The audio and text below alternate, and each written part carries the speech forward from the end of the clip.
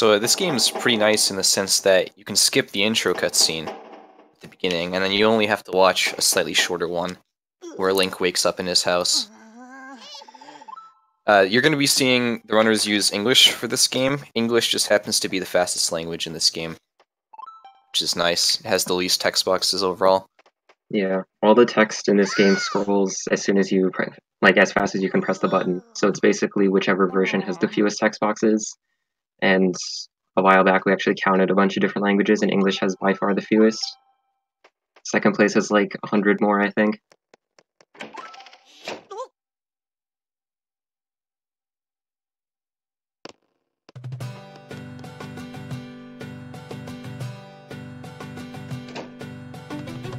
So, at the beginning of every ALBW run, you are forced to save the game. There's that nice little tutorial.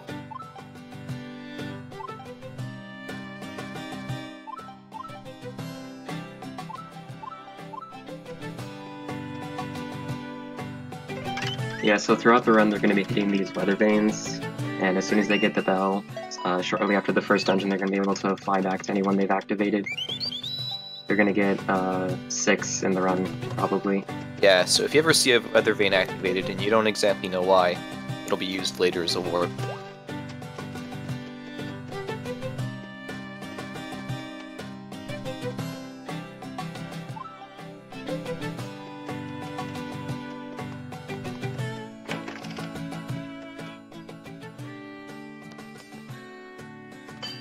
So for the first couple minutes, they're just going through the game. As you would go through normally, you have to go to Gully's house, blacksmith, and talk to the captain here. But he's actually going to forget his sword, and you're supposed to bring it to him at the sanctuary. But the runners are going to take a little detour and go to Death Mountain early. Spoilers.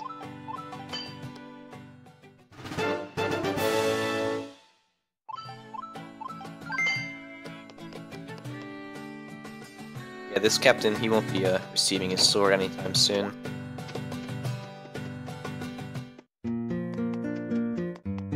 But right before Death Mountain, as Jeff spoiled, unfortunately, you'll see this weather vane getting hit in Kakariko just because it's a good time to hit it when you're here to come back. Yeah, this is definitely the most used weather vane in the run. I think you use it like 3 or 4 times.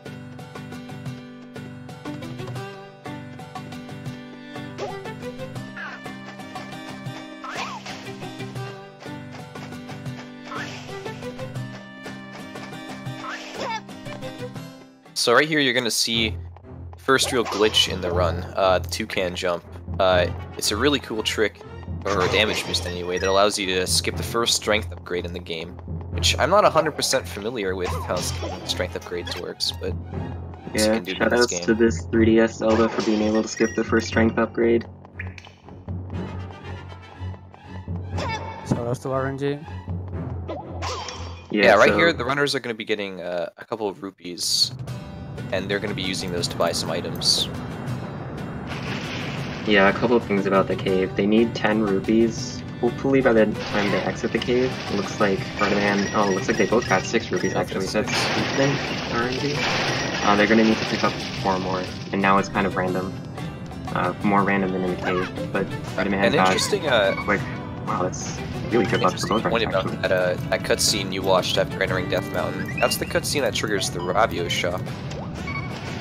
Or one of the 2 triggers anyway, the one that's important in this run. And right after both the runners die, you'll be able to see that Ravio is triggered in Link's house. Yeah, there's a lot of different triggers in this game for different states that the shop is in.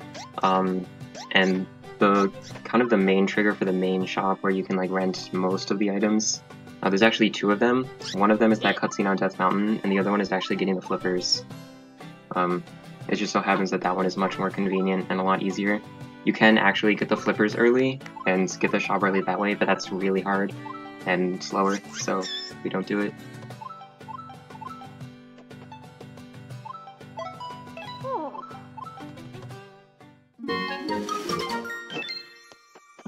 So normally Ravio gives you the bow first when you trigger the shop normally, and he gives it to you for free. So when you get one item, like when you get your first item with the shop early, you still get it for free, and then they just need 10 rupees to rent the bow.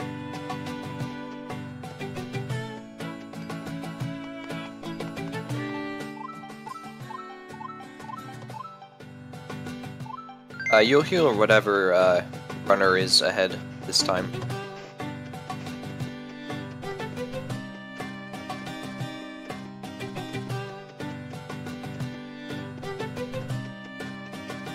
I got a Ravio joke, by the way. Just a mechanic in the game. Yeah, sometimes Ravio just gives you extra text boxes when you rent an item. He tries to tell a joke, but they're not that funny.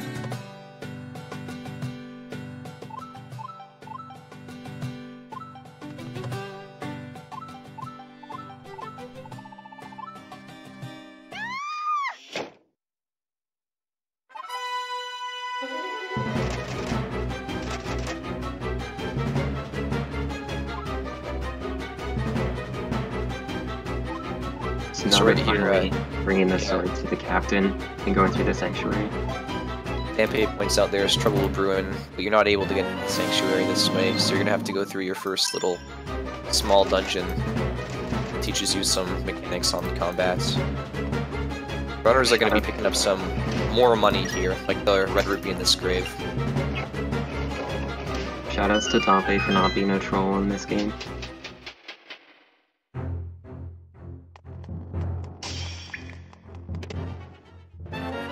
So by the end of Sanctuary, they're going to want 50 rupees to be able to rent the Tornado Rod, which is probably the most broken item in the game. But there are several items that are broken. Yeah, the Ice Rod recently got quite broken, but more on that later.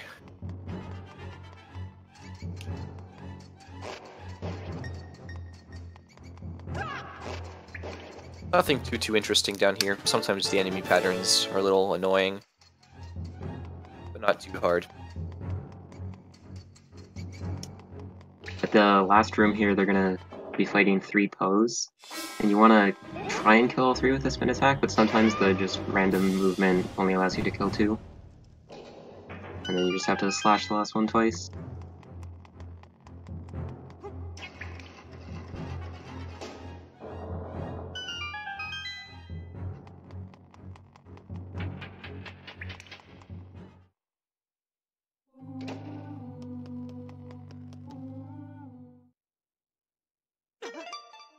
Once again, another nice cutscene skip, because this game is nice. Lets you skip cutscenes.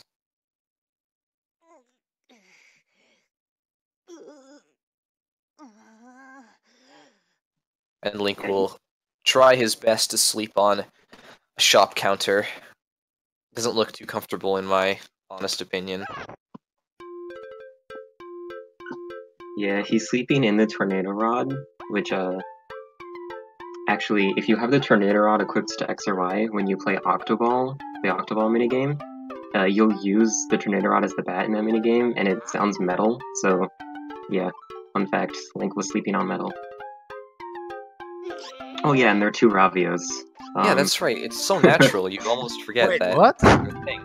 How So, many 2 Ravios, it happens because there's 2 Ravios in the game. There's Story Ravio and Shop Ravio, and Shop Ravio is triggered using the triggers that Jeff mentioned earlier, with collecting the flippers, which wasn't shown here, or watching the Death Mountain cutscene that was used in this run. And because Shop Ravio is triggered before Story Ravio never goes away because the trigger for Story Ravio leaving is Shop Ravio appearing, which will never happen. So you're going to be stuck with 2 Ravios for the rest of the run.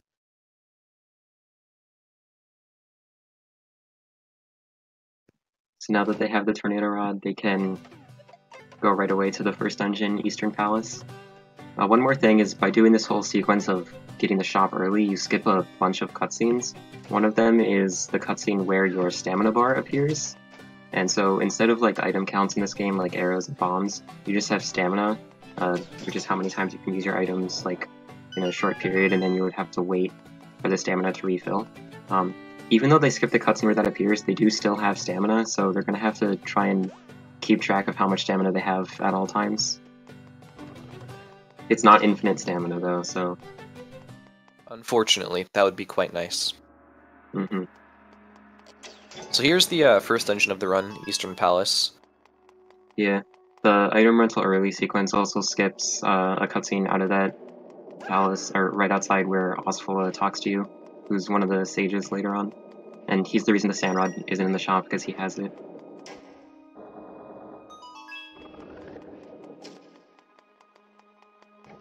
So they're going to be collecting some money as they go through this dungeon, because they're going to need to rent the rest of their items after this dungeon, and then a little bit later on. You also need money for the smooth gem to get the flippers, which cost 200 rupees. Yeah, one of the things I always liked about this game compared to a lot of other Zelda games is that rupees are very important. Yeah, not only are they important, but they actually have a purpose. Like, unlike some other games where you get a 9,000 rupee wallet, but there's nothing to buy. Yeah, I always liked looking around for different chests and things like that in this game. Yeah, in a 100% speedrun, you would actually collect, like, well over, like, 12,000 rupees in the whole run, just because there's so much stuff to buy. So here you're going to be seeing one of the first, like, dungeon sequence breaks in the run. You're going to see the runners use an Armos and the Tornado Rod to boost onto a ceiling, and then navigate the ceiling to get behind boss door, essentially skipping the boss key and a bunch of the dungeon. So right here, Herreteman got it.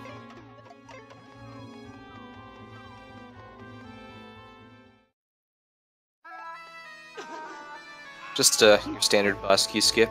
I doubt anyone is surprised by those being in Zelda games by now. Yeah, the loading zone is just right behind the door, so you can just drop down behind it.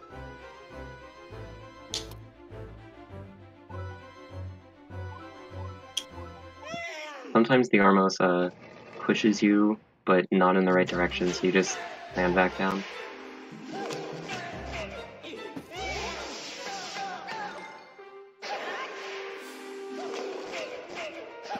So the strategy for this boss is to use arrows whenever possible.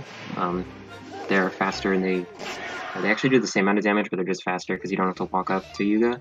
You actually don't have enough stamina to only use arrows though, so they're going to have to, again, keep track of their stamina and know when they have to slash instead of shooting an arrow. But it's a pretty simple fight. Herreteman defeating Yuga is going to go around the back of Eastern Palace and collect some more rupees, of course, because they are necessary in the run. And throughout every time they defeat a boss, they're probably going to be picking up the heart container, but not in all cases. Hearts are actually pretty good for safety because there's a lot of stuff in late game that does a ton of damage. The final boss has an attack that does 5 hearts in 1 hit. There are no advantages to dying in this game, right? It's just the negative of you losing all of your items. Yeah, the one intentional death in this run already happened, so...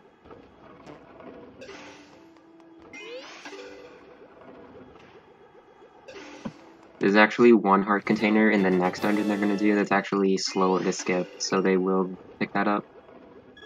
Yeah, it allows for a nice little cutscene skip. It starts the cutscene early, actually. It doesn't skip it.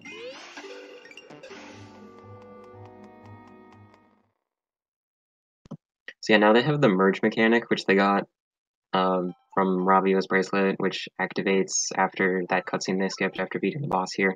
So now they can merge their walls and go through cracks and stuff to traverse the world.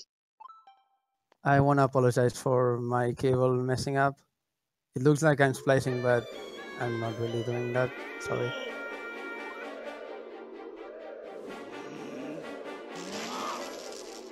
Come on, guys. This game is easily definable as a 2D Zelda game.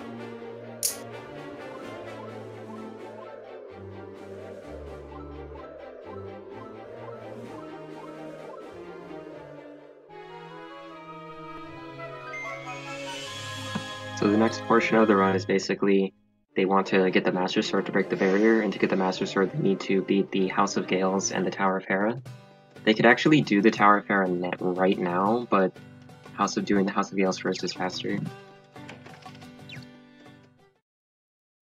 And to get to the House of Gales, they are going to be getting the flippers. You can actually get to the House of Gales without the flippers, but you need them later on for Swamp Palace, so it's faster to get them for House of Gales.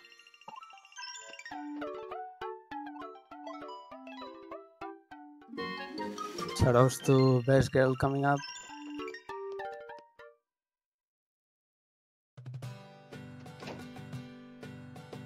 So the Blacksmith's wife discusses how Gully is missing, and if you do end up finding Gully, he gives you a pouch that allows you to equip a second item, which is slightly slower, I believe, but might be a nice option if you were starting out.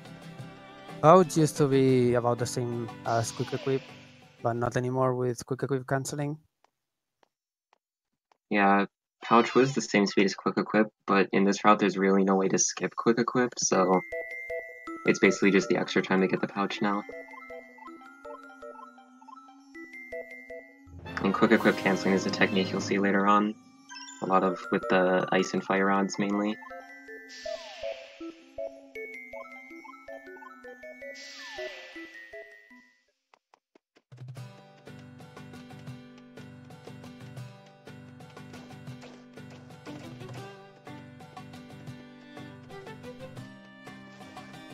Yes, the correct way to categorize this Zelda game is a top-down Zelda game.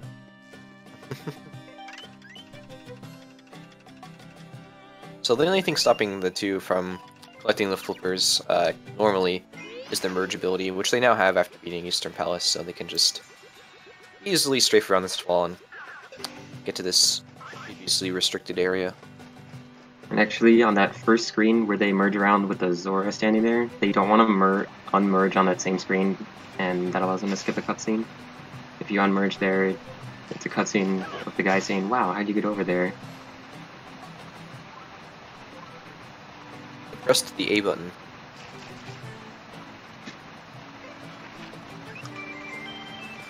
So Shady Guy has another one of the best items in the game. Really broken item, actually. It would also be great even if it wasn't broken because it allows you to go fast, and you gotta go fast. So Herreteman already has the money for the smooth gem and is able to just buy it immediately. And we'll now collect some more money and then grab an incredibly cool item that Jeff mentioned.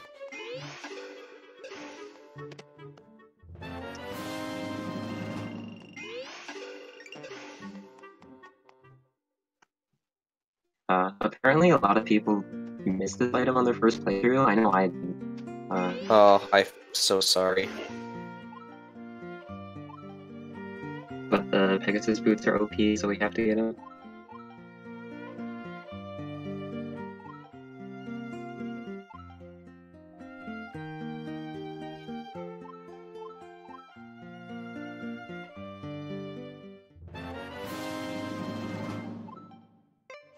So because they hit the weather vane near the witch's house, they're able to immediately warp back.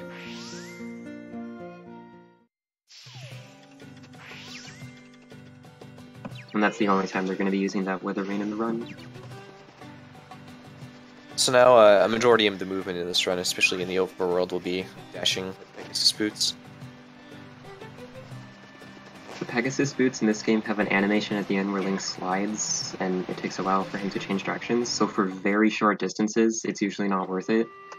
But anytime over long distances, it's definitely worth it.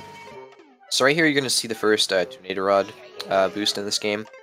There's a small cutscene trigger in front of the steps that plays a cutscene where the queen begins to enlarge in, and I think it's the one that's supposed to tell you to throw the smooth gem in there, but you can get around it, throw the smooth gem in, and it works just fine. Yeah, the cutscene, she like eats a fish or something, so we call it fish skip. It's pretty simple. It's one of the easier Tornado Rod boosts. Yeah, those just happen simply because the Tornado Rod launches you vertically in the air, and you can use the bomb to push you over. I don't know the exact correct explanation, but I think it doesn't actually change your height, but it resets your like collision, and because you're high enough with the Tornado Rod, it pops you up onto the top ledge. That might be wrong, I don't remember. I just want to say that I fail fish skip a lot, so I'm glad I got it.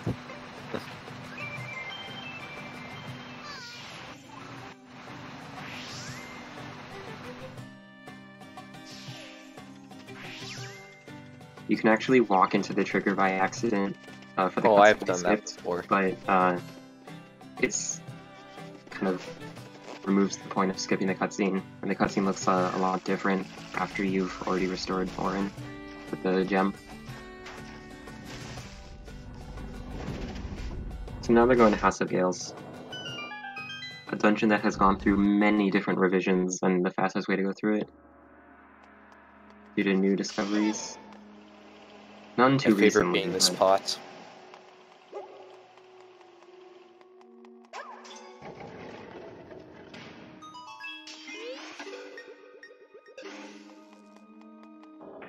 So right here you're going to see a nice use the tornado rod in combat to fire on these enemies, and Herreteman was able to get 2 of them in the same spot, so the slashes hit both. Just a small optimization.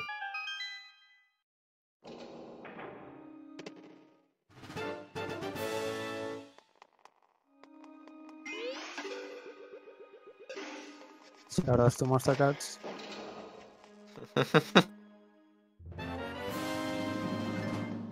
oh, you picked them up, walked to the door, and then got the cutscene. Nice.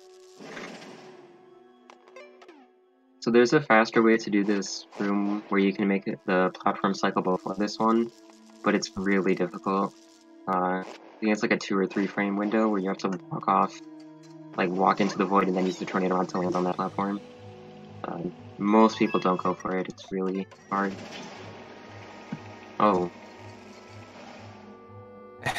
Most people don't go for it, as Romulostx unfortunately goes for it and fails.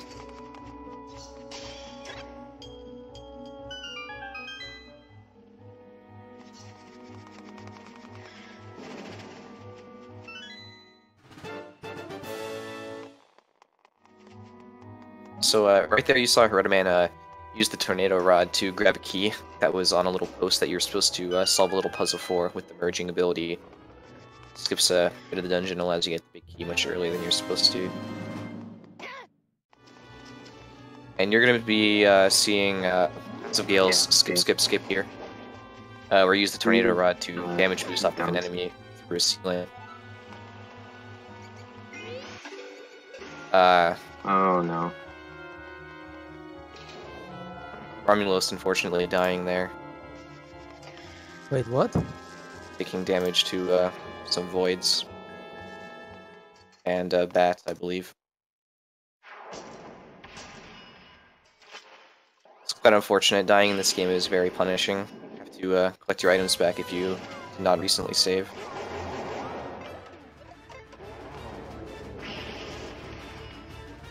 So Herreteman is fighting the second boss, Margamil.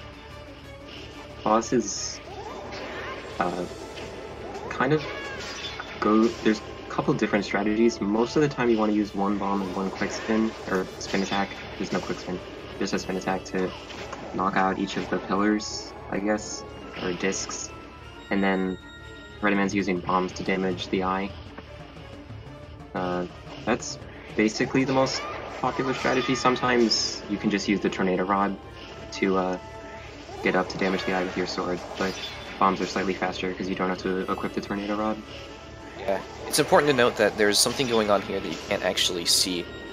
Voiding in this game restores the your energy gauge, magic meter, whatever you want to call it, and you're able to lay some more bombs earlier, without having to wait for it to recharge. So I'm on my own now, apparently? I don't know if Romulo gave up. No, it looks like he's collecting some rupees to yeah, buy he can items actually back. get the Heli Gold, I guess, and buy everything.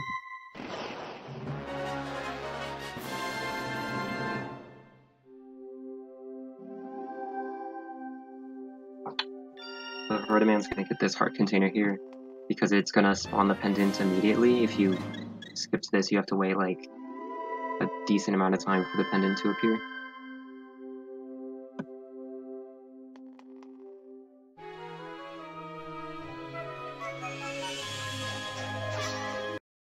You get to see this minigame with incredible music.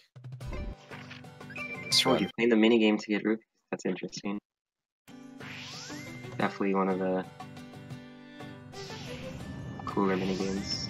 gets a lot harder. Yeah, than I quite others, enjoyed this but- one. I don't think there is any minigame in Zelda like this one.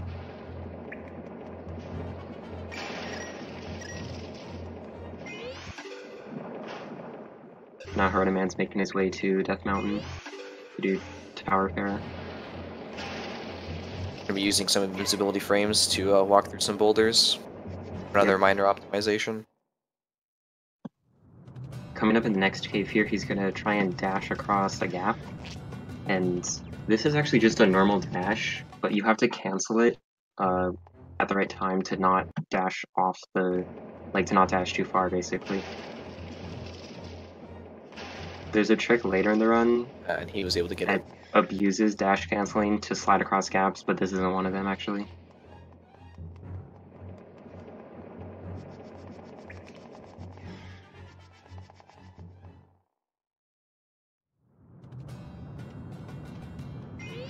Yeah, and if you get that trick first try, the boulder cycle is nearly perfect. If you fail it once or twice, the cycle is really painful to get through. Now for everyone's favorite dungeon, one of the worst dungeons. Actually, now it probably is the worst, actually. No, Hell is the best. Yeah. Herreteman is currently leading. You'll hear the game audio of whoever person is in the lead. So the main trick, there's really only one trick in this dungeon, uses the same concept as Fish Skip, but a much tighter frame window. It's 2 frames in 60 FPS, so 30th of a second.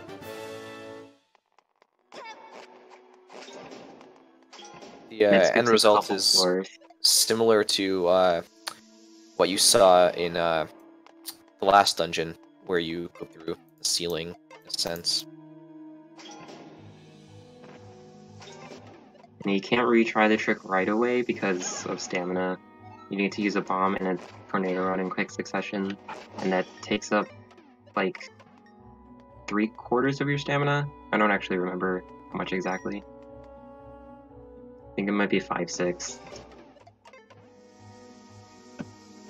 Tornado rod, I believe, uses a third, and a bomb uses half. So.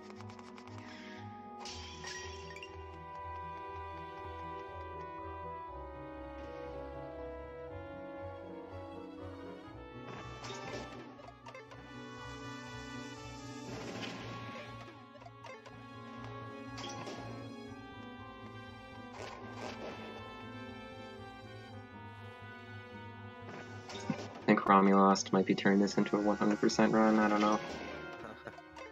Yeah, the route does seem very similar in the early game.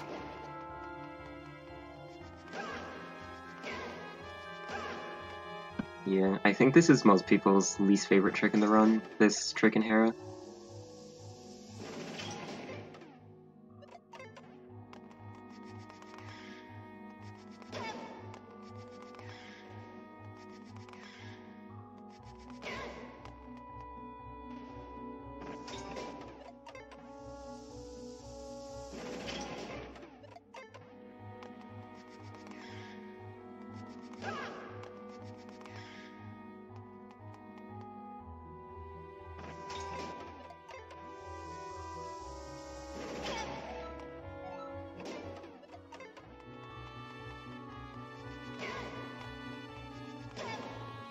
No, this trick is has a 2-frame window, so 1/30th of a second. This game does run at 60 frames per second, and Herreteman was finally able to get the trick. So you'll see him inside some walls and waiting for the energy to recharge, so he can tornado rod to some higher rooms. The strat most people use for this is to count the number of heart pulses, and that's a good way to time how long it takes for your stamina to refill to be able to use the tornado rod twice in a row, because you need full stamina to do that. Of course, you have to use the hammer right afterwards, so some people wait a little bit longer.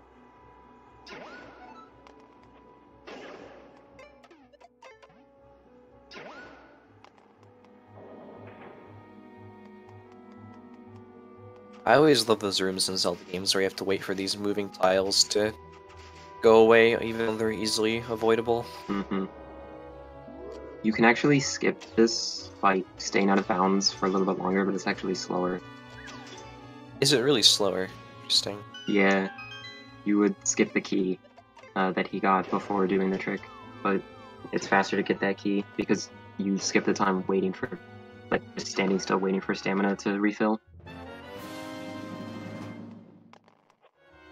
The runners have 5 hearts because, well, safety for one, and otherwise, usually sometimes faster to pick up some hearts. Yeah. So no boss key skip for Tower of Hera. It's theoretically possible, but like by staying out of bounds with the trick in this dungeon, but no one's been able to do it, and it might not be faster.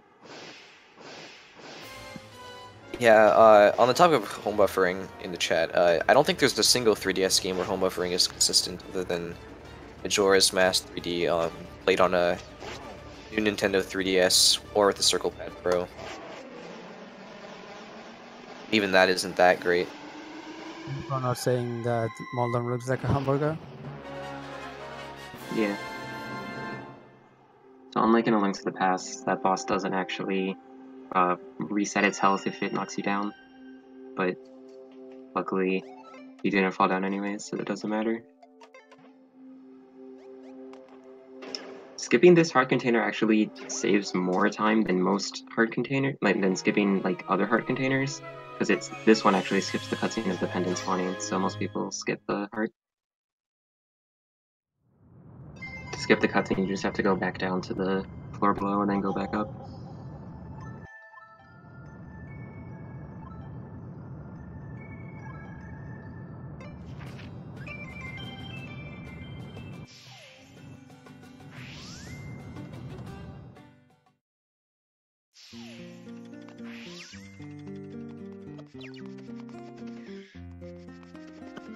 Now it's time to get the Master Sword.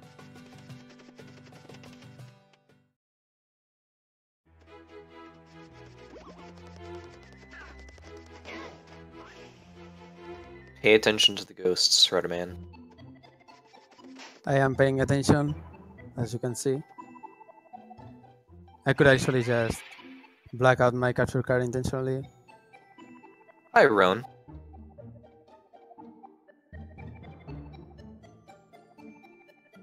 So the ghosts... That wasn't intentional. The ghosts move in random patterns here, but where they end up after the 3 spins is the same every time.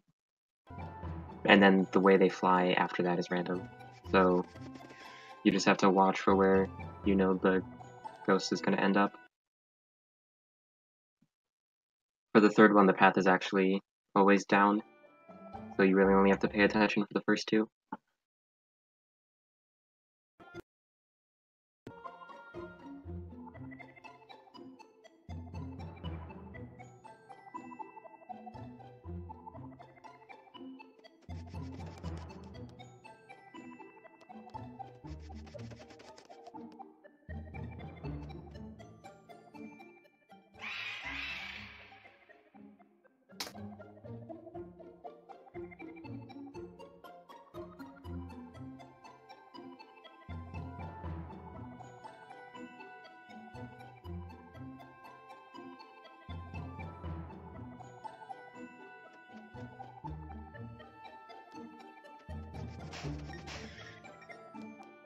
You probably So- didn't say this, by the way. When you get the Master Sword, you get a health refill. So getting Hera heart container as a health refill doesn't really work. Ah, that's nice. Yeah, I actually found that out the hard way when I was messing around with low percent, and I wanted to death warp, and I was trying to damage myself on the way to getting the Master Sword. And then when I pulled a bomb and damaged myself, I found that it didn't work because this cutscene refills your health. Shoutouts to low percent, best category. Other than that, no, of course.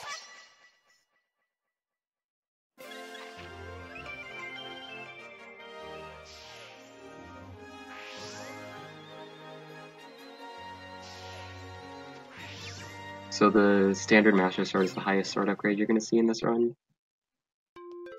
Old routes of this game used to get the level 2 sword, but spoilers, there's going to be a few bosses skipped in this run, so with how little combat there is, it's not worth it to get the higher sword upgrade anymore.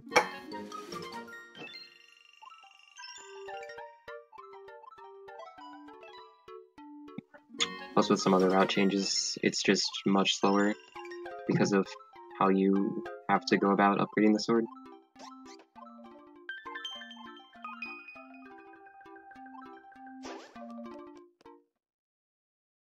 That was the introduction of Quick Equip, no? Yeah. So, I know I was one of the people who never used it in their casual playthroughs, but quick equipping your items by tapping the touchscreen is very, very fast. You're able to change your items without stopping gameplay, which is often done during dashes. But it also does offer some other uses, like quick equip canceling, which allows you to cancel the animations of some items like the fire rod and the ice rod that allow for some very cool tricks that you'll see later in the run. Mm-hmm.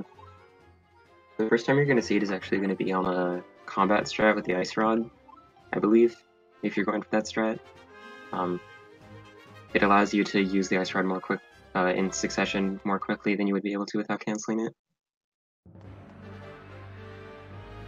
Yeah, the quick equip canceling is just done by using an item and using quick equip to switch to a different one. Yo, chat.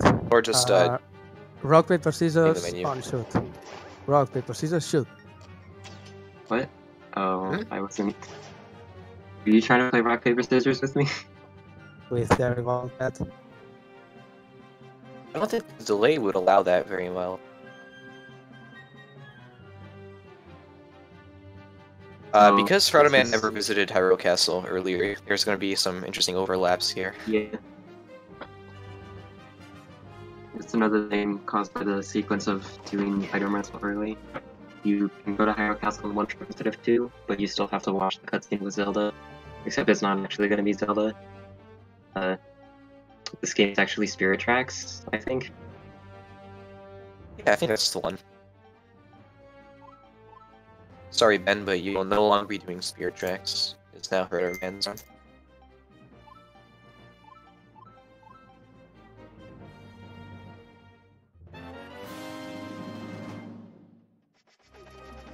I have never heard that joke. Great job.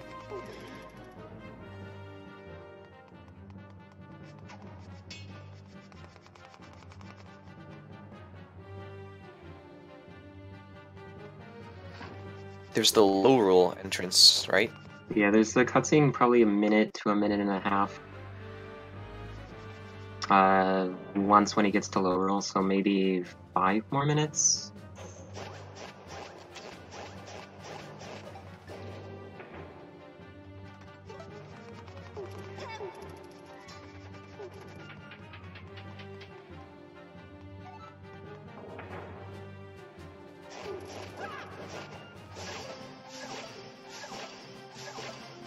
Great.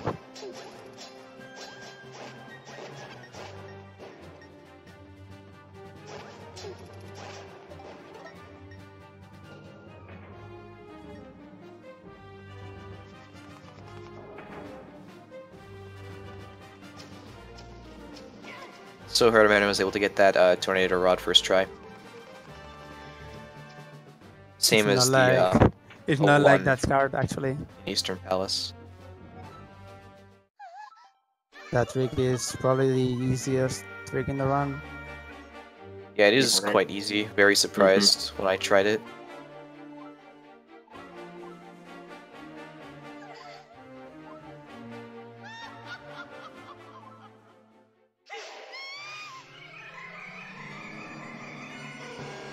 I don't really understand the science behind turning human beings into paintings, but the rendition of Zelda's Lullaby here is quite nice to listen to, so I'll take it.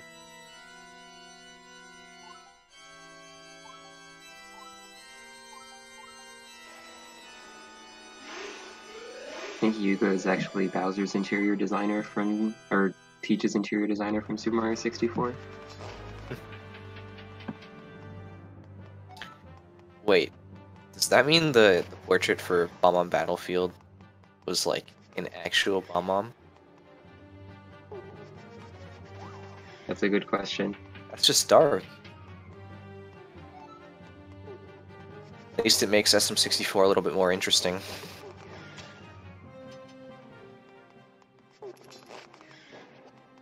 But hey, that's just a theory.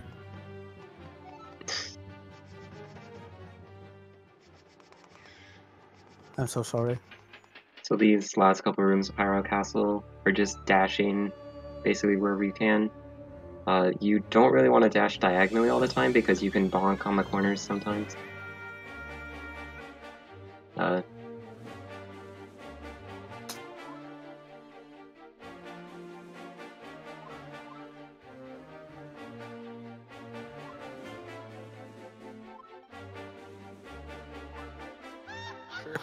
Yeah.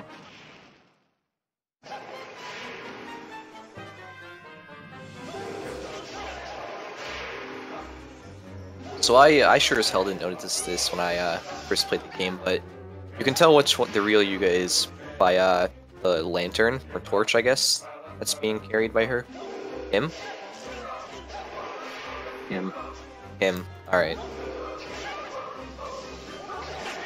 And there's a way to do a 4 cycle here instead of a 5 cycle if you do 2 spin attacks on the 4th cycle instead of slashes.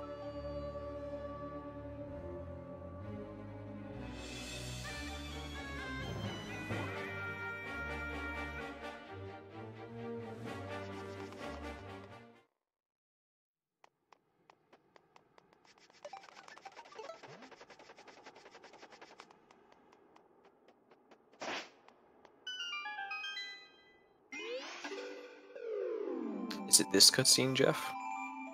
No, it's the... There's like one more room of movement. Dashing back across the bridge on the other side. Or, I don't know if that's a bridge, whatever it is. You can't tell because this game is a top-down Zelda. Looks like it's a bridge. So I'll go with that. Okay, now is the cutscene.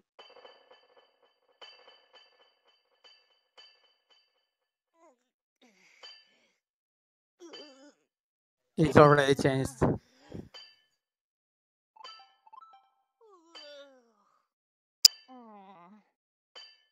Well, he is a speedrunner.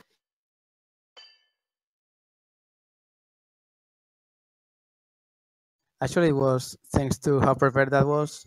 I didn't need to change anything, just switch scenes.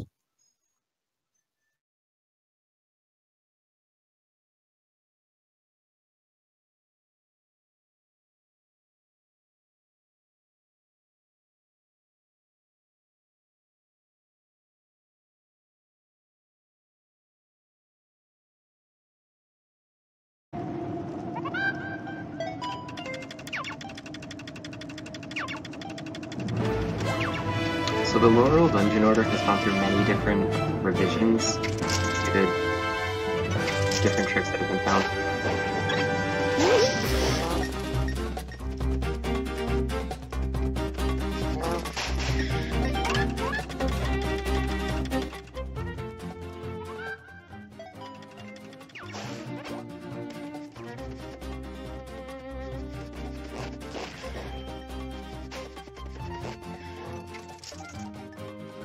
Yeah, shoutouts to the incredible music in this game, this being one of the best tracks. So right here you're going to be seeing the first application of an ice rod clip. You can use Quick Whip to cancel the animation of the ice rod, and using the ice that spawned, you can kind of get pushed through walls. And in this case you can hit a loading zone, and skip the use of an item to enter this dungeon.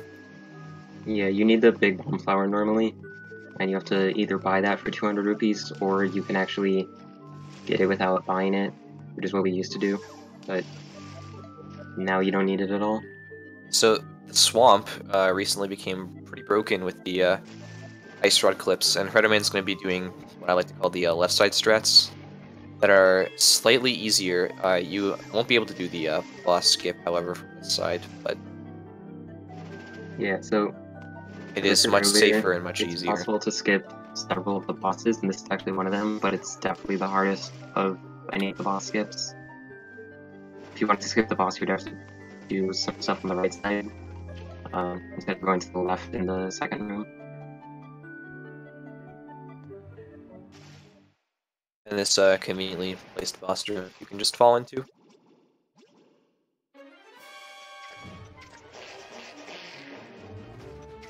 So the strategy for this boss is basically to try and attack 2 eyeballs at once.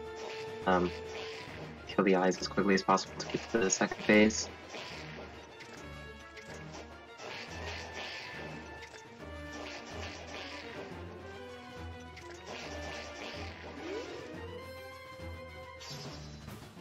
In the second phase, he's going to use the Ice Rod to damage Argus during the jumps.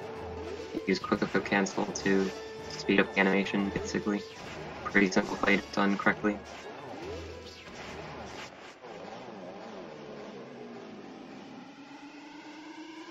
I do want to mention that with the left side Swamp Palace strats, it is actually possible to enter a mini-boss room in an unintended way and dupe the actor from the mini-boss, which I believe is...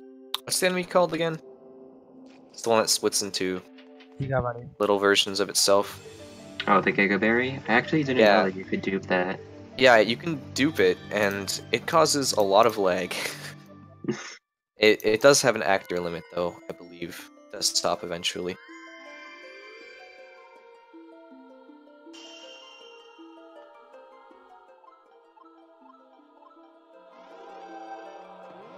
Yeah, so as I was saying earlier, there's been a lot of different revisions to the order of dungeons in the overall.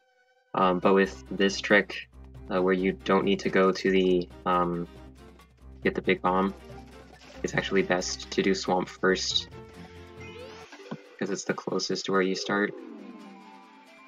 Actually, Thieves' Hideout is the closest to where you start, but you want to do that dungeon last for reasons we'll explain later, because it'll skip a cutscene. And that's why he got the weather vanes, because he needs to come back later. So this is where you would have done Desertless Desert Palace skip, but there is a much easier way to perform the glitch now, using Ice Rod skips. Flips. Yeah, so Desert Palace, for those who don't know, is the longest dungeon in the game, actually. Yeah. I'm not even joking, long. actually. If you didn't skip it, it would be the longest dungeon. Like... But... Very nice, Herreteman. You just beat the dungeon. Shout out to my girl, Lighting.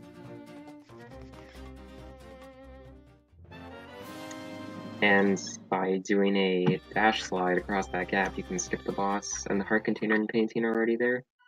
If you were to enter the boss trigger, it's invisible, right? You actually, if you just drop down there, the boss does not, like, the fight does not start. You have to hit a trigger closer to where you were supposed to enter the fight, near that portal. So if you fall down, you're kind of out of luck and you have to warp away. You can't fight the boss. You also that was a very nice Desert Palace skip. You also don't have the Sand Rod, so if you are not at full health, which you won't be because you just did a Fire Rod boost, you have the only way you can damage the boss is with arrows and bombs, and bombs only work when the boss comes really close. Sand Rod, most useful item. Second to the Boomerang, though, I guess. Third most useful item, then the Boomerang, then the hint glasses. Hint glasses. Sand Rod Yeah, unfortunately, actually, this is not an all hint ghosts race. Sand Rod is actually pretty nice.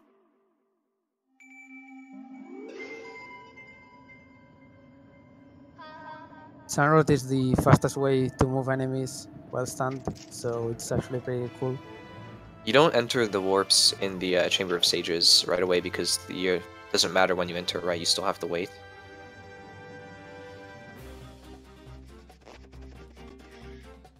Basically what it is if you like press A to do the animation where Link like grabs, like tries to grab something, that allows you to move earlier, I think, so they do that.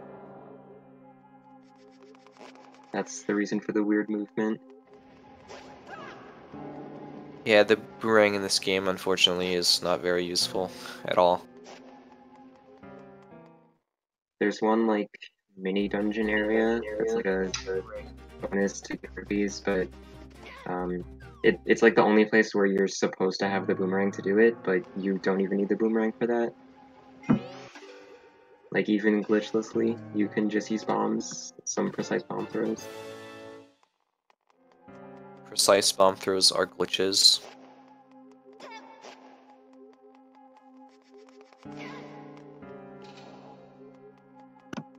So Skull Woods is a dungeon that starts out pretty normally. There's no real tricks in it until the very end. There's a trick to get the boss key early when he gets there, and then there's another trick after that. I believe the trick to get the boss key early is a 4-frame window. I don't know how many frames it is, but I don't think I've ever missed the window. So it's gotta be plenty. There has to be a reason why that number is in my head.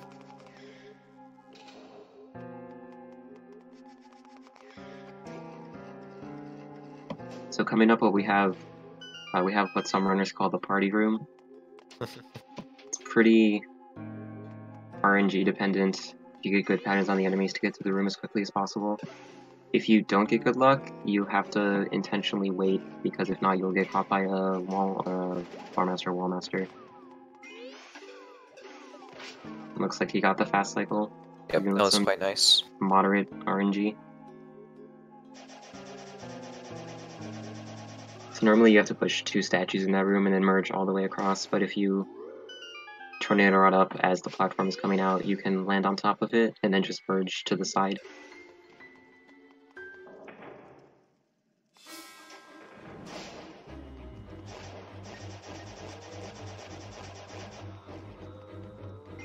So a room where you have to kill all the enemies. You can actually use the Wallmaster there to kill one of the Gibdos, and then use bombs for the other to turn him into a Stalfos and then kill him with the second one.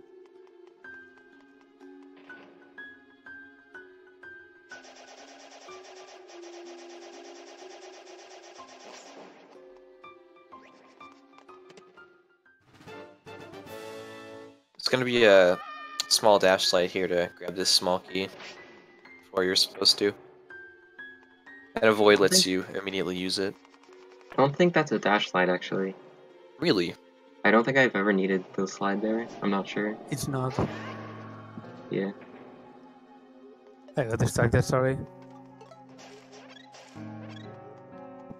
So coming up is the boss key room. You forgot the monster Normally- tail, though. That's unfortunate.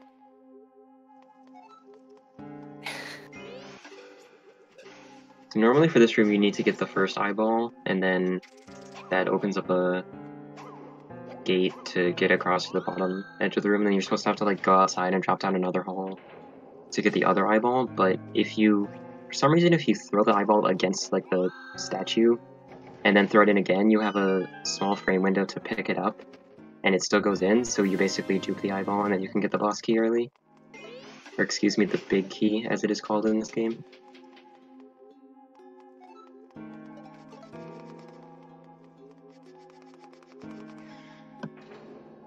Coming up, there's a trick that was found the day this game came out. Yeah. Probably one of the more well-known skips in this game, actually.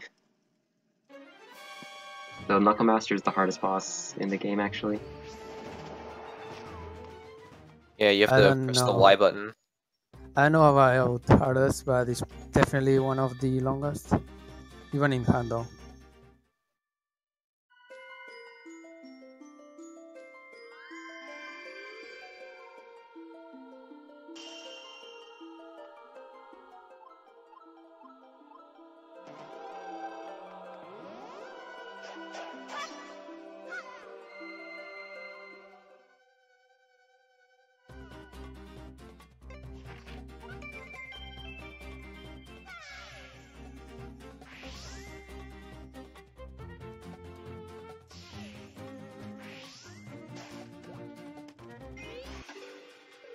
So are you doing ice next?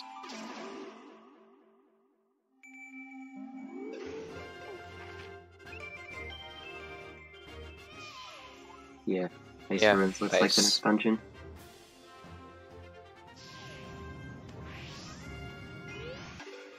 So normally to get to ice ruins, you have to go up by the Tower of Hera, and then get to the ore mine, and then go through a series of like auto-scrollers in the ore mine to get down to the lower area of Death Mountain, and then you can take a portal to Death Mountain in Low Roll. But there's actually several different ways to get across the bridge in the reverse direction. One of them is a fire rod boost to get on the bridge, and then you can hookshot to the other side, walk over, and then hookshot across the bridge. There's an old method for that trick using one of the skull enemies and the tornado rod, but slower. You also skip the Hilda text there, just by walking around the trigger. Those are some nice pins. Not much to do while you're doing this auto-scroller. Herreteman uses the pins here so that he remembers where to go. He really, really wants to go to Thieves Town. And Ice Ruins.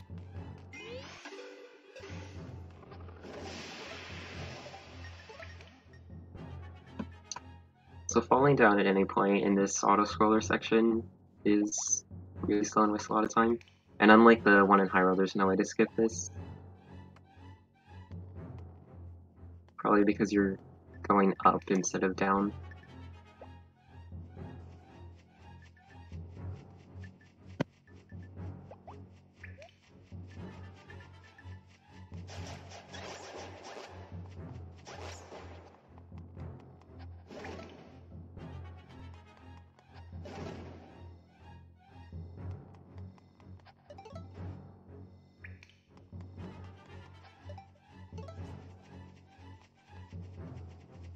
These super scary spikes. Yeah. So Ice Ruins is the longest dungeon in the run. And it has the hardest boss.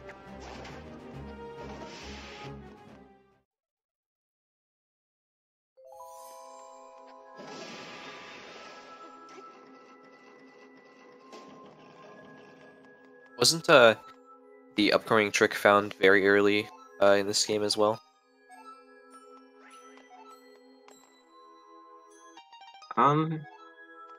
No, it wasn't found too early. Ah, very nice. Second try is not bad at all.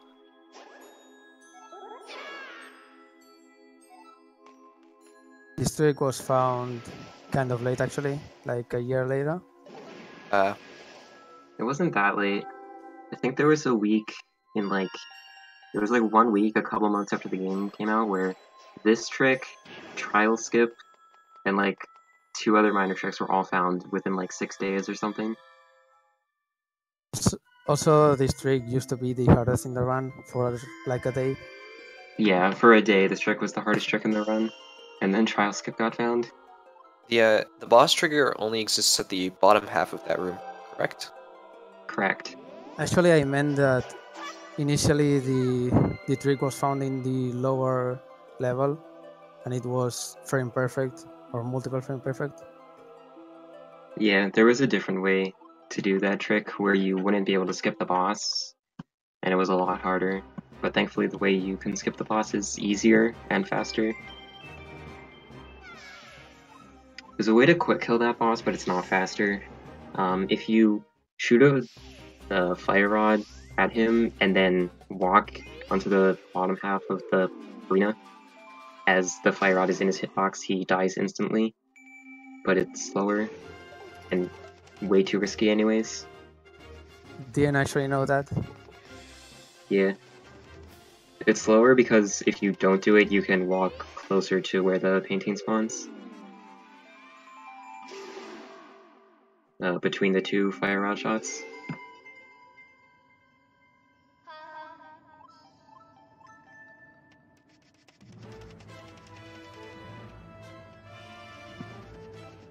The next is Dark Palace. One of the more boring dungeons in the run because there's basically no way to speed it up. But to get to Dark Palace, there's actually a way to skip the maze using a tornado rod boost, believe it or not. At least you get to enjoy this music for a little bit. Yeah.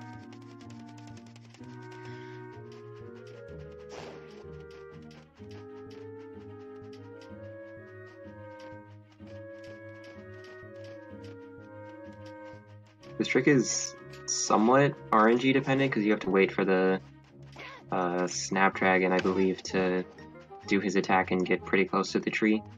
Because you can't continuously hookshot him to push him, so you have to wait in between every time you hookshot him.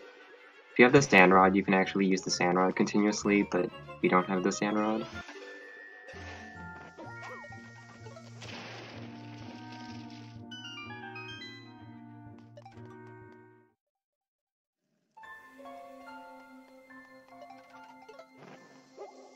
This dungeon, even though there's no real tricks in it, is very technical. There's a lot of different item usages and quick equip cancels and switching items with quick equip. It's a pretty fast-paced dungeon, actually. It's not that long, even though there's no tricks. Also has the stupidest time saver in this entire game. Yeah. The one trick in this dungeon is like a 2-second time saver that skips a cutscene, but it's like 2 frames maybe, and if you fail it, you don't find out for like 2 minutes, and you have to go back all the way to, like you have to go all the way back through the dungeon, basically, so no one goes for it.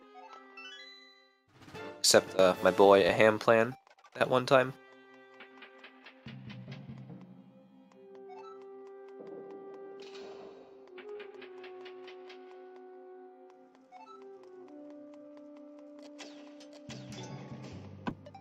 So the mechanic of this dungeon is like lighting up the dark, basically.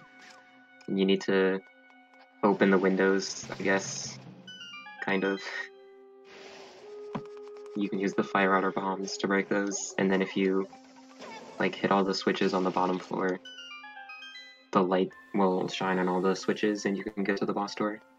Provided you have the boss key, which you can't skip in this dungeon.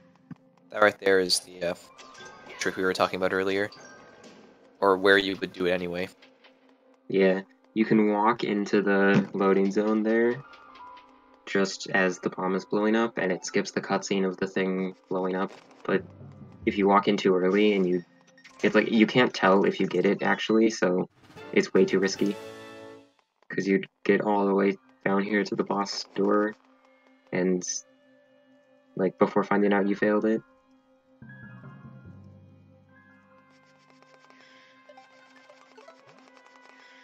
So by the time Herreteman gets down here, all but one of the eyes is lit up, but luckily you can just use the ice rod to get that one. That's one of the few instances in the run of having an item you don't need that actually skips a significant portion of a dungeon. Because if you don't have the ice rod there, you have to get an extra small key and go around and fight like some Igors, I think. I'll be doing some bomb bowling here to get the boss key. Alright, so there he actually got a stamina potion or whatever the name is. Even though there's a text box, he needs to pick one up during the boss to do the fastest strat anyway, so it's best to pick one up before so he doesn't get the text during the fight.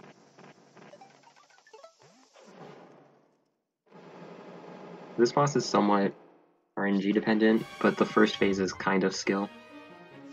It's somewhat tight timing for the bombs and getting over to the second torch fast enough. Then the second phase is almost all random.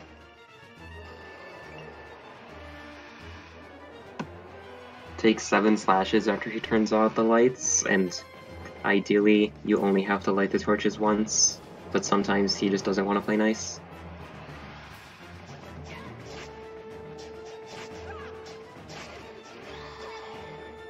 Not too good of a start, fortunately. He trolled me a bit, he always does. Okay, well he didn't roar again and turn out the lights, so that's nice, I guess. If you have to light the torches again, it actually doesn't show the cutscene again of him, like, being stunned by the light, I guess. Just 2 dungeons left. And then the final dungeon area, whatever.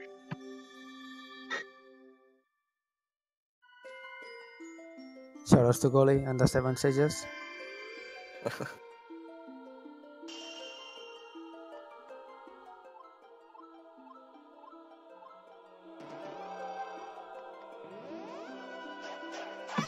So the next dungeon is one that probably used to be a lot of people's least favorite because I had a really hard trick that's frame perfect, but there's a new method now that's a lot easier to do the same thing, basically.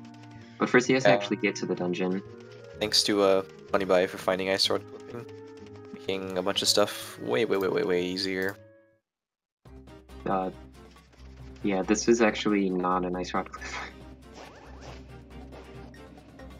Or, yeah, that's right. This is a different dungeon. He also found I this, used to so spawn it's okay. first.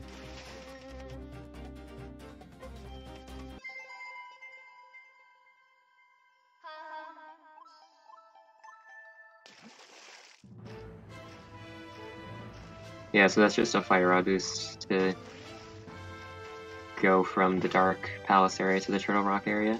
And then to actually get into the dungeon, he's going to do a trick called animation storage, where he basically stores the animation of Link hopping up onto the dock there, and uses it to get... Basically, when you like rub against a wall after that, he does the hop animation, so he can use that to get into the dungeon.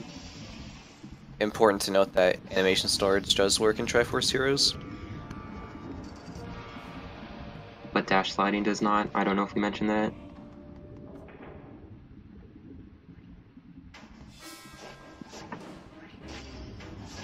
So this Wizrobe room is pretty consistent. You just have to use Ice Rod cancels.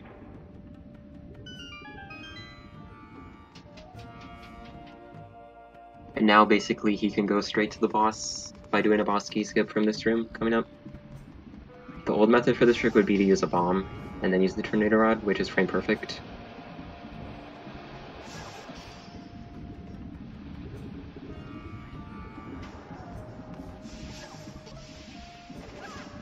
You can manipulate this Wizrobe to shoot a fire in the right direction, and then use that. It's much easier. Very nice.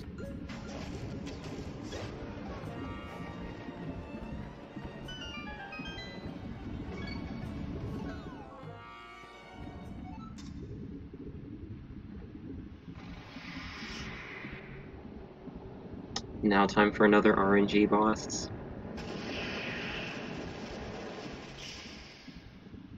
First phase isn't too bad, but where he is kind of random. Second phase is a lot worse.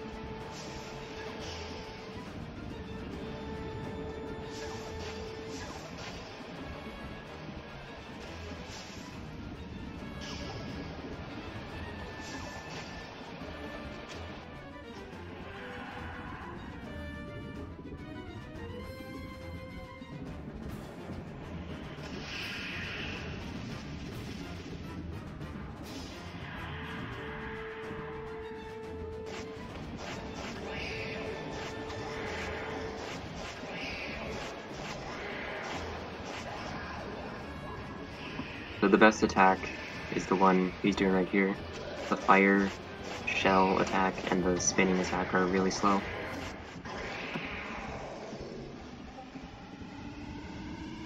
I'm gonna be a big boy and skip the hard container.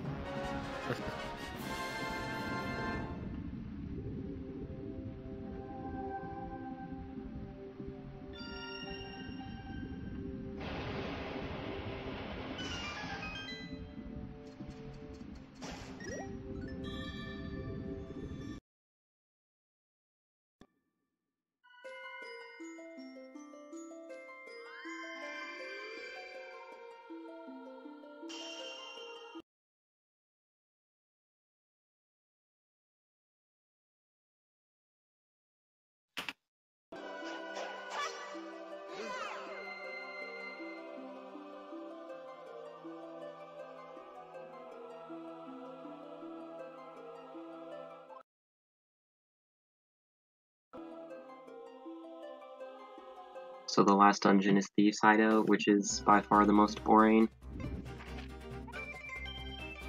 But you have to do it last, so you get a really boring part right there. Yeah, as mentioned before, doing it last skips a cutscene.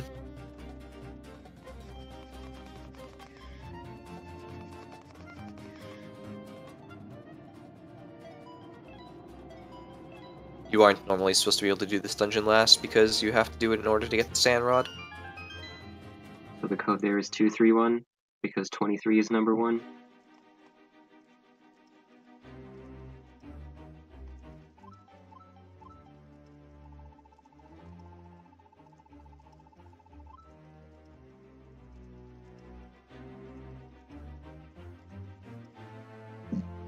A lot of things that people always ask are, can you get into the shed with the painting? Can you skip the boss? Can you get to the boss early? The answer is, you can get to the room where the boss is early, and you could even, like, theoretically skip the boss, but the boss does not spawn unless you have Thief Girl with you, and you can't bring Thief Girl out of bounds on the trick to get to the boss room early.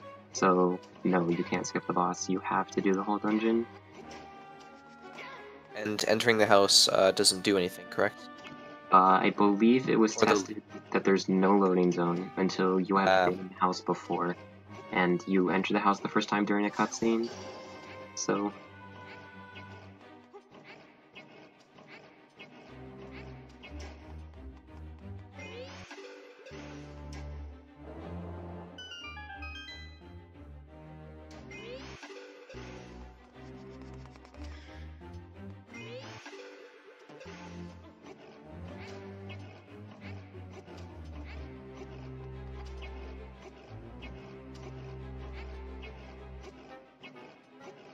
So even though he already solved the puzzle in this room, he's going to push the statues in a specific position to do a small trick, basically clip through the floor and land on the ceiling of the floor below him. And all of this to save, I think, like 2 seconds, maybe 3. Unfortunately, he messed up a little bit.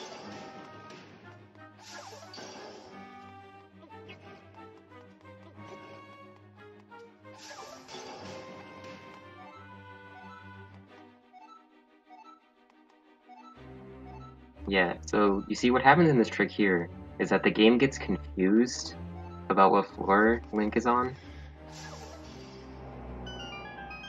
No. Never say that. I'm mad at myself. The game gets confused, doesn't know what's going on.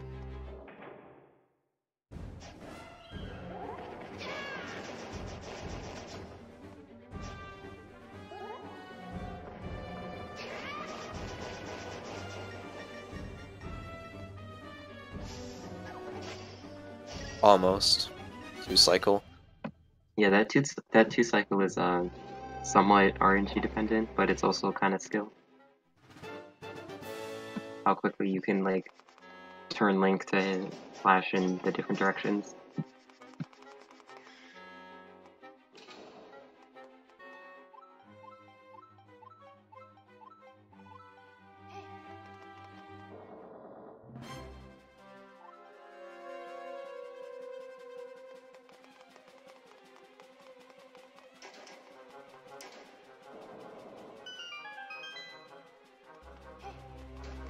So after that one trick, Thief Girl for a little bit here. there's basically no way to speed up anything in the rest of the dungeon. So you just have to go through with Thief Girl. There's like one small optimization you can do to skip the cutscene, but not that significant or difficult. So Will you be going for the Ben Stevens special, Herreteman? Of course.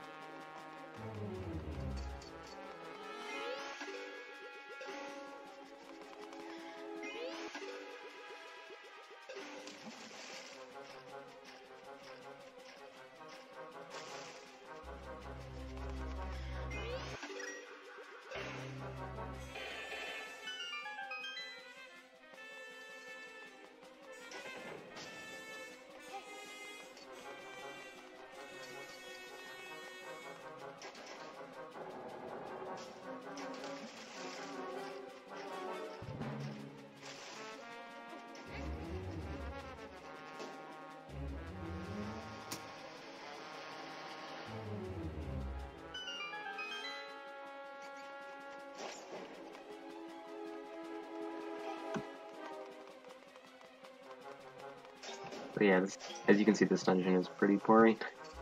And we're not really saying Not really anything. much to talk about. There's You can nothing to use the button say. there to hit that switch, and Yeah, so that was the small cutscene skit. If you walk on those red tiles while they're in the pushed up position, there's a cutscene where some enemies spawn. And you would have to go down there if you wanted to get the Master Ore to upgrade the sword, Ooh. which like you would have to do in 100%, but you don't upgrade the sword. It is possible to slide down there after hitting the switch, but fortunately didn't get it there. It's frame perfect, by the way. Is it really? You can dash directly downwards and get it every time, but that's slower because you have to walk more to start your dash. Rip. If you dash diagonally, it's frame perfect.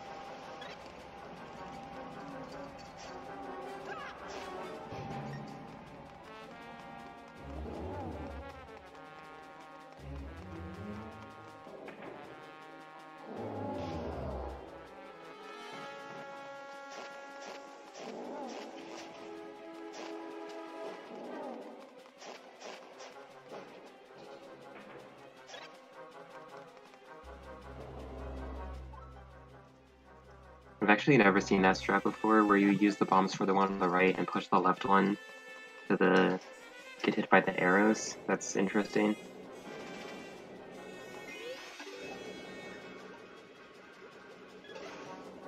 And so here's a small trick to get the boss key very slightly faster.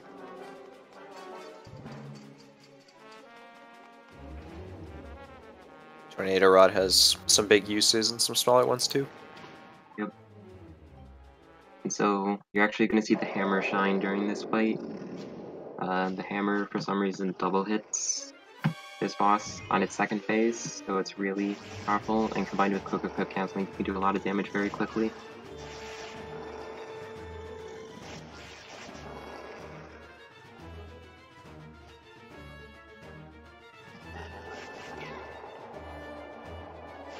Actually, quick equip cancelling the hammer in this fight doesn't get a double hit, so it's not optimal. Oh yeah, that's right.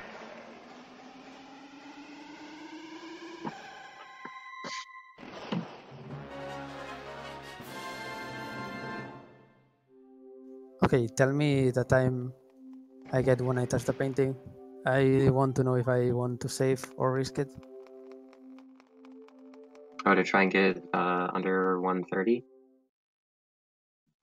Or... I'm pretty sure sub 130 is pretty easy right now, unless I die. I can't see the timer, so... I have the marathon one open too.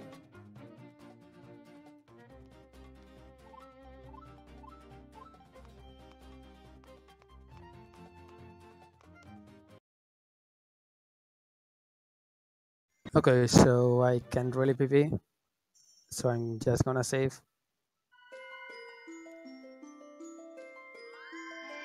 Yeah, it never hurts to save.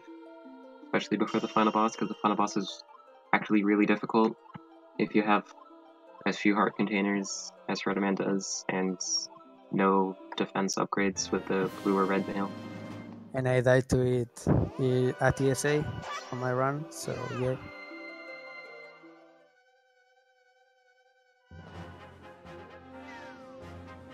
So I believe that one happened this time. Yeah. So to explain the cutscene skip we've been talking about, after you beat Thief's Hideout, there's a cutscene where you get the Sand Rod from Ostfla, which is the only dungeon that has where you get an item other than just where you actually get an item after it. And so getting that item cancels the cutscene that plays after you beat the last dungeon where you get the Triforce. And Thief's Hideout, as we said, is never supposed to be the last dungeon, because you're supposed to use the Sand Rod to beat Desert Palace. You're not supposed to do Desert Palace before. Yeah, you're not supposed to skip all of Desert Palace. You would have thought.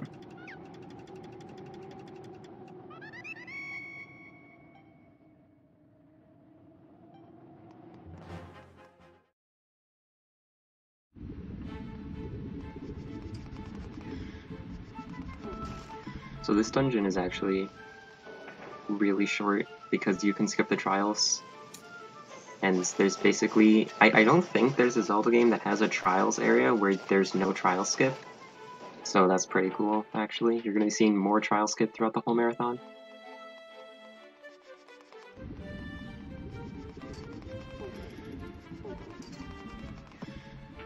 You won't see trials skip during Ocarina of Time 3D.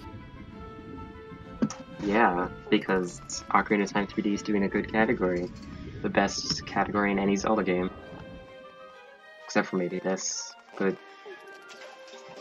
Ocarina of Time 3D's category tomorrow is really good. You should watch that. Okay, so the trick coming up is trial skip. I am not sure what method Herreteman is going to do, but the original method for this trick was a frame-perfect recoil so that a bomb would push you to the ledge to the south, but looks like he's doing a slightly slower but much easier method to get boosted by the bomb flower. I have actually never seen this before. I'm excited. Wow. Yeah, that hookshot strat is really cool. You don't even use a small bomb to blow up the bigger bomb, which is also a possibility. Shout out to regular Genie. He Yeah. said this setup was hard.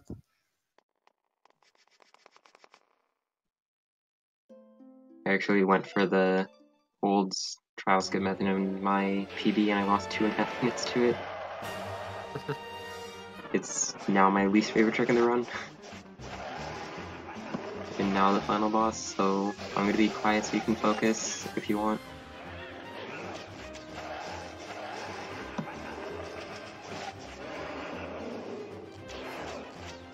Yes.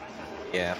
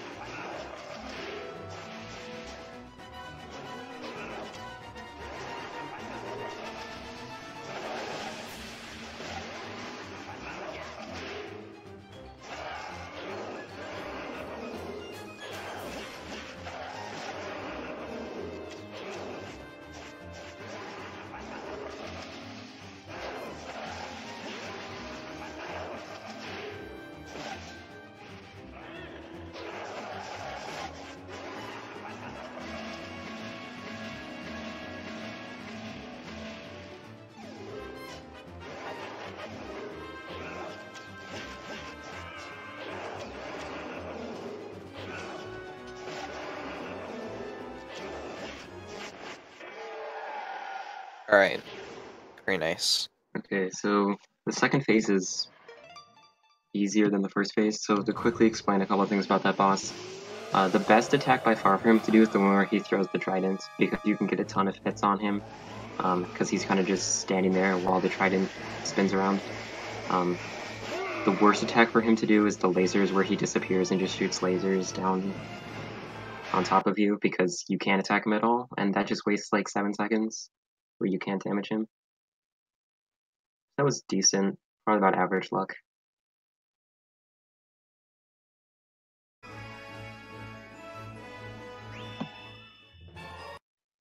This is the only item in the game that you use while merging. It's actually kind of sad that they didn't do this anywhere else. But it's absolutely required to beat this boss.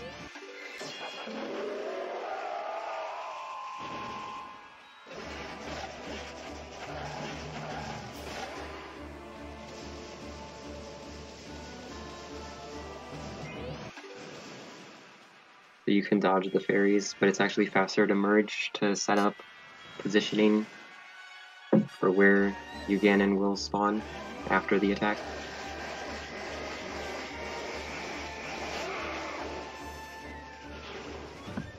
And on the first 2 tennis cycles, you can't mash the B button because you'll either swing too early and then not even deflect it, or after you deflect it, it'll just go back towards you and then you won't be able to deflect it the second time. The third one coming up, you can just mash.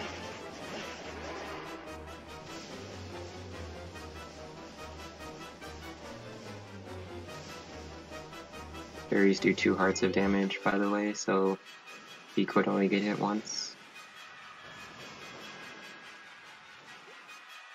but he didn't get hit at all, looks like.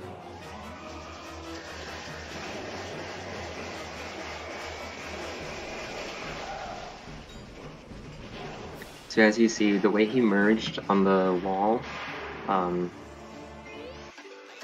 during the fairy attack kind of sets up a quick kill, I guess, maybe? Yeah. You want Yugiana to be as close to the top of the room as possible when you do the final slash so you don't have to walk much afterwards, or you can just use an arrow like that. So yeah, that's basically the whole run. There's about a minute of just cutscene afterwards until time stops, but pretty solid run, other than Hera, but it's typical. If Romulo was still here, we could joke about dying to Triforce. Unfortunately, he's not here. Rest in peace.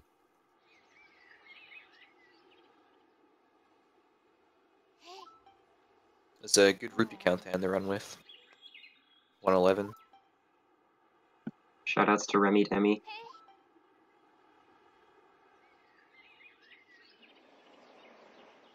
Ready on time? We are ready on time.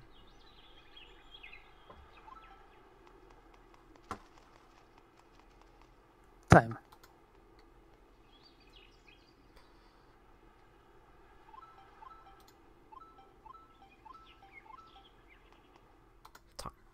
And that's it. We finished this run with a 127.29. Very nice. I had to readjust it to the stream schedule, to the stream delay. Sorry, that's why the time was wrong at the first place. Thank you, Herreteman. Any shoutouts for you guys left? I think it goes without saying, but shoutouts to a ham plan. Actually, Yeah, shoutouts to a ham plan. any extra time? I want to show everyone how to crash your 3DS with this game. How long does it take? Depending on my luck, should take 3 minutes at most. Yeah, go ahead. Go ahead, that's fine. Sure. By the way, Ravio is the Laurel Link. Spoilers.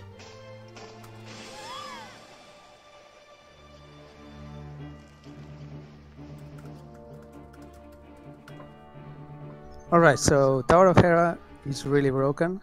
And I think Jeff can explain this, actually. You know what I'm about to do. Yeah, so there's a few dungeons in the game where all floors are loaded at once. Mainly Tower of Hera, Ice Ruins. Those are the two main ones I can think of. I think there's a couple more that are like that.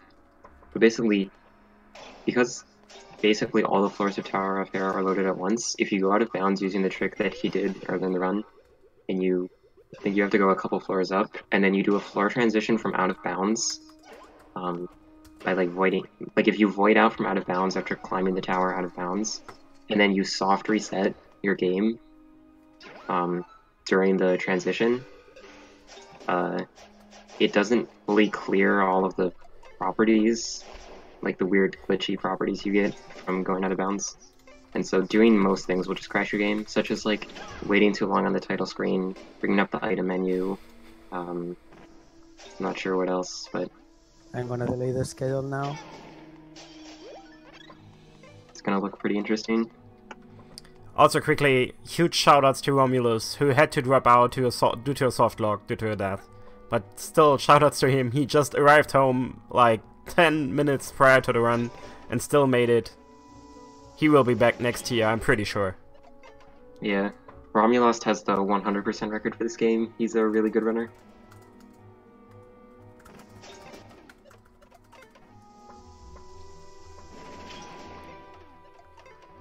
Oh boy, there is interesting. There we go. So I'm out of bounds and I'm gonna void out.